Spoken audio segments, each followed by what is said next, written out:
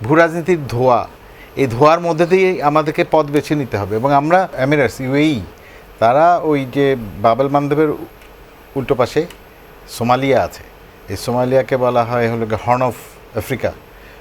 ওইখানে একটা ছোট দেশ আছে বা জায়গা আছে যেটাকে সোমালিল্যান্ড বলে। এই সোমালিল্যান্ডে ইউএইর অনেক ইনভেস্টমেন্ট আছে। আর এই দেশটাকে হঠাৎ করেই কিছুদিন আগে শুনতে পারছেন আপনারা যে ইসরায়েল স্বীকৃতি দিয়েছে। সো এইটা তার মানে ইসরায়েল এবং ইউএইর মধ্যে যে অ্যালেজড যে একটা কোরিলেশন আছে সেটা এখানেও বোঝা যায়। সো এই বাবেল মান্দেবের অপোজিটই তারা অবস্থিত হয়, তাদেরও কিন্তু এখানে একটা ভূকৌশলগত উদ্দেশ্য আছে। তো এইভাবে দেখা যাচ্ছে যে ইরান যুদ্ধের পর সারা মধ্যপ্রাচ্য বিভিন্ন 2-3-4টা ডিভিশনে ভাগ হয়ে বিভিন্ন দিকে যার যার পথ দেখতেছে। এই যে ক্রিস্টালাইজেশন হচ্ছে নতুন নতুন অ্যালায়েন্সগুলো, এগুলো আসলে ডাইরেক্ট রেজাল্ট হলো ইরান যুদ্ধের।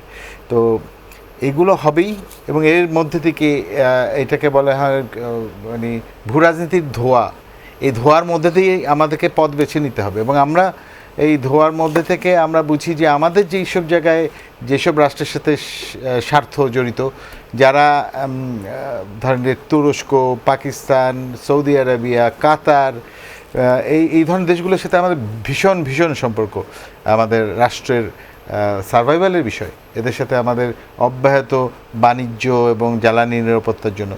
সো আমার কোথায় ইন্টারেস্ট সেটা আমি বুঝি, সেখানে আমাকে যেতে হয়। ওইদিকে ইরানের জন্য দূরতম একটা ফ্যাক্টর, মানে বাবেল মান্দেবের জন্য ইরান একটু দূরের ফ্যাক্টর, হুতিরা হলো কাছের ফ্যাক্টর। তো বাবেল মান্দেবের জন্য ইরানকে ভয় করে আমরা যদি আমাদের ঠিক পথটা বেছে না নিই, তাহলে ভবিষ্যতে দেখা যাবে যে ইরানের সাথেও আমার ওই যে এইগুলোর কম্পেনসেশন হচ্ছে না, আমার ওই পুরনো অ্যালায়েন্স যাদের সাথে আমাদের এই বাণিজ্য এবং সম্পর্কগুলো ছিল সেগুলো শীতল হয়ে গেছে। তো এইটা তো আমরা রিস্ক নিতে পারবো না। তো হুতি এমন একটা হুতি নিয়ন্ত্রিত সরকার যেটাকে আমরা দেখি, এটা প্রতি আমাদের জনগণের ভীষণ ভীষণ ইমোশনাল একটা আছে, তাদের রেজিস্ট্যান্সের প্রতি একটা সমর্থন আছে। এটা শিয়া সুন্নি বিষয় না, এটা সবার মধ্যেই কম বেশি থাকে।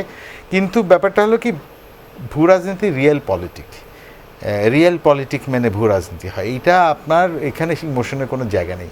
এখানে একদম পিওর ট্রানজ্যাকশন আর বাস্তবানুগ সিদ্ধান্ত নিতে হবে।